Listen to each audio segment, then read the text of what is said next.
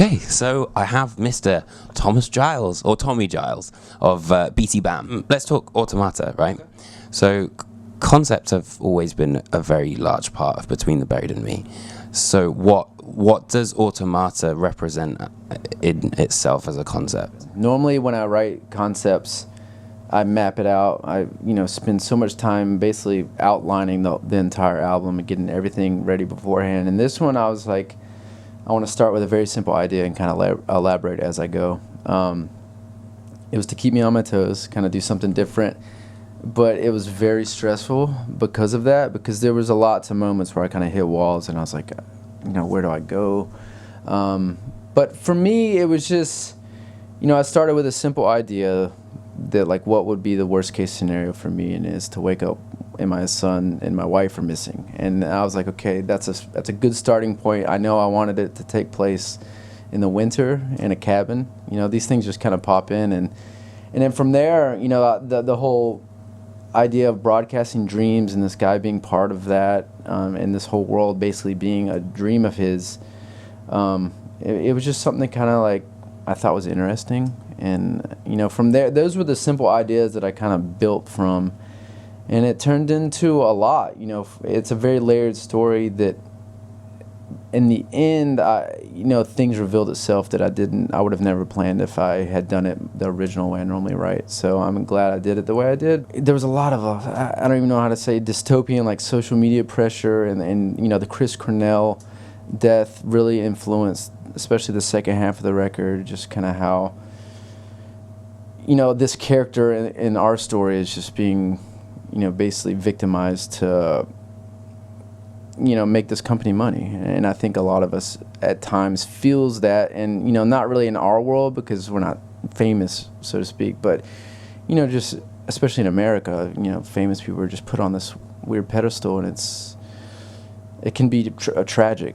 That's been shown time and time again, especially with comedians, have taken their lives, and a lot lately with musicians. And, it really kind of started diving into that world a little bit more, which I think is a topic that people have always talked about, but I think it needs to still be talked about because it's very important.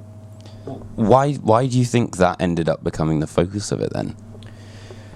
Well, it just kind of naturally went that way, and then, the characteristics, the protagonist in the story, between him and just kind of that lifestyle, I guess. Because I brought big business into it, and, the song Voice of Trespass is all about, the company and the corruption and all that. And, once that entered into the story, it kind of turned around and brought this whole new light to it.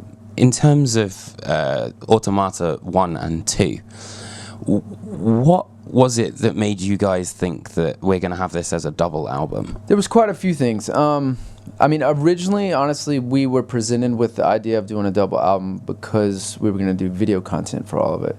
And it didn't happen, just time, money, just, the usual things. We didn't force it. The spot where it stops, there was a natural stop, which is very rare for a band like us. We haven't had a stop in, 10, 11 years, as far as a song break, so it felt like kind of an intermission. It was right down the middle, and we're like, this is kind of cool. As a musician, you spend all this time and work, and you create these albums, and there's excitement for like a week, then they're out, and then that's that, and we're like, God, it'll be 2 different times this year that people will get music from us. That's exciting for us. Hopefully that's exciting for fans to have 2 different moments to look forward to. And there's been positive and negative reactions from it, I think, from what we've seen. But I don't know. We just wanted to try something different. And I think bands in general, and just the music business in general right now, is everybody trying to figure it out.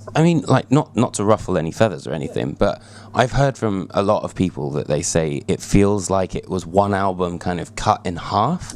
Yeah, I think stylistically, it all happened this way unintentionally because we did write and record it as one thing.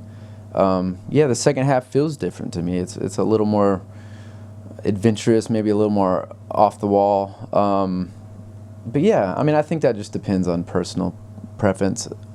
For me, it's tough to sit through a 70-minute record for me personally. But and I know there's a lot of people like that, obviously. But there are, we have a lot of fans that they want us. They could sit through a 100-minute record of us, So it's like you can't argue with them, and they can't argue with me. I mean, it's all personal preference, So there might be a little more light, shown on the second half if it's released separately, because nowadays, I feel like, you start the record, and then life comes, and you get busy, and you're like, oh, I forgot to listen to that second half. I do that. I mean, everybody does that. I mean, it's just part of life. There's plenty of bands I've like gone back and been like, oh, the second half's really good. I haven't really heard this much because I'm, always get caught up in something. Obviously, Between the Buried and Me have moved and evolved so much throughout your career. Like going from the Silent Circus, Coma Ecliptic, all this sort of stuff. What do you think is the constant that Between the Buried and Me have always had? We've never forced anything. We've never been the kind of band that is trying to fit in what's going on at the moment.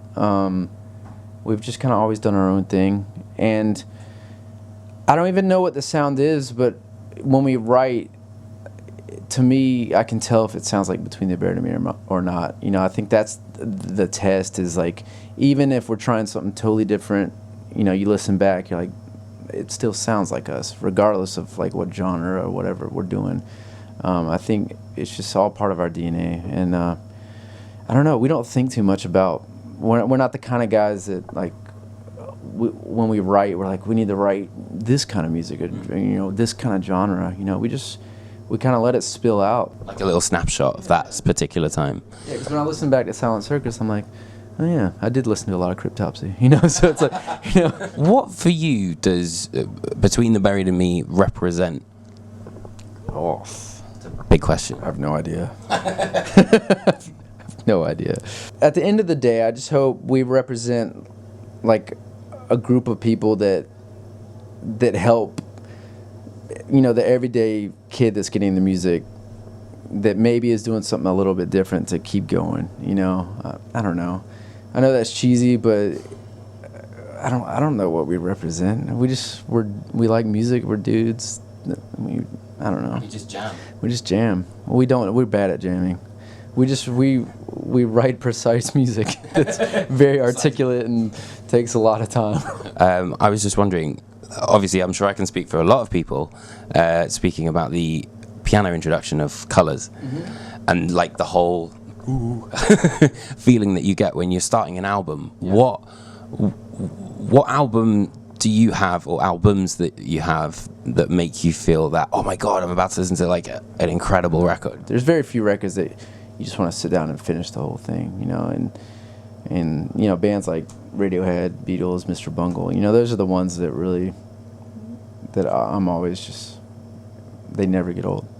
Okay. And if some of our records are like that for people, that's very, very flattering. So awesome. I can't sit through a whole record. Awesome, man. Thank you so much for having a chat. Thank you.